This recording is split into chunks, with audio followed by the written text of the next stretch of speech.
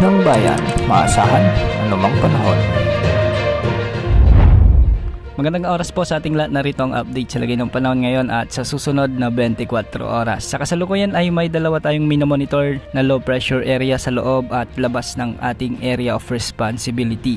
Samantalang southwest monsoon pa rin ang siyang makakaapekto sa Southern Luzon, Visayas at Mindanao. Ang unang low pressure area ay huling namataan ng Pag-asa sa layong 460 kilometers silangan ng Kasiguran, Aurora. Ayon sa Pag-asa, posible itong maging bagyo sa susunod na 48 oras at posibleng pangalanan ito bilang bagyong Hiner o ang pampitong bagyong mabubuo sa loob ng ating area of responsibility ngayong 2024. Sa mga susunod na araw ay magpapaulan ito sa silangang bahagi ng bansa at hahatakin naman ang habagat na siyang magpapaulan sa kanlurang bahagi ng Luzon. Samantala ang isang low pressure area naman ay huling namataan sa labas ng ating area of responsibility sa layong 2,160 kilometers silangan ng Eastern Visayas.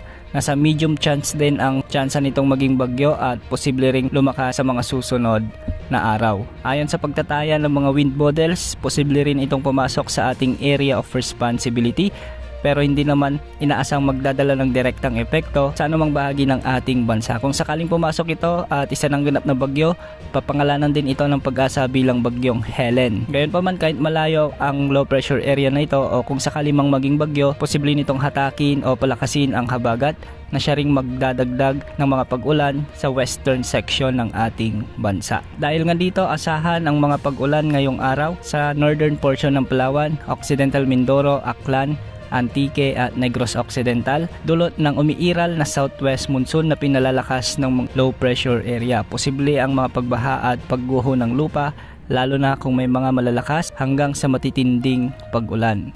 Samantala sa nalalabing bahagi ng Mimaropa, Western Visayas at Negros Island Region, asahan din ang mga pabugso-bugsong pag-ulan, dulot pa rin ng habagat, kaya posible pa rin ang mga pagbaha at pagguho ng lupa, lalo na kung may makatamtaman hanggang sa malalakas na pag-ulan. Asahan din naman ang maulap na kalangitan na may mga kalat-kalat na pag-ulan at pagkidlat-pagkulog sa bahagi ng Zamboanga Peninsula, BARMM, Soc-Sargen, Caraga, Northern Mindanao, Bicol Region, Batangas, southern portion ng Quezon Province, Zambales, Bataan at ang nalalabing bahagi ng Visayas. Dulot pa rin ito ng umiiral na southwest monsoon. Pinag-iingat po ang lahat sa posibilidad ng mga biglang pagbaha at pagguho ng lupa, lalo na kung may mga katamtaman hanggang sa kuminsan ay malalakas na pagbuhos ng ulan. Sa Metro Manila at nalalabing bahagi naman ng Calabarzon at Mindanao, asahan din ang bagyang maulap hanggang sa maulap na kalangitan na may mga isolated rain showers or thunderstorms, dulot pa rin ng habagat o southwest monsoon. At para naman sa mga lugar sa eastern part ng Northern Luzon, lalo na sa Cagayan at Isabela,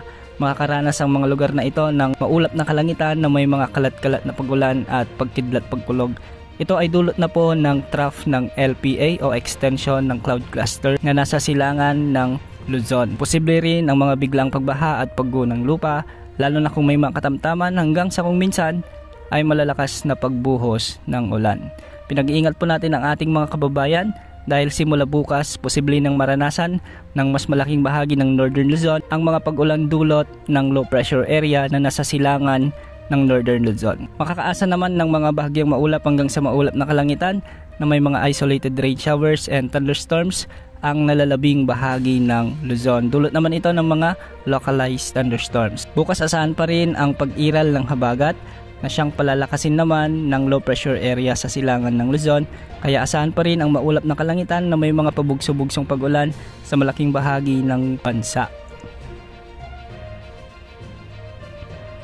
Sa mga susunod na araw, posibleng mas marami pang lugar ang makakaranas ng malawakang pag-ulan, kaya maging alerto at maging handa po sa mga posibilidad ng pagbaha at pagguho ng lupa.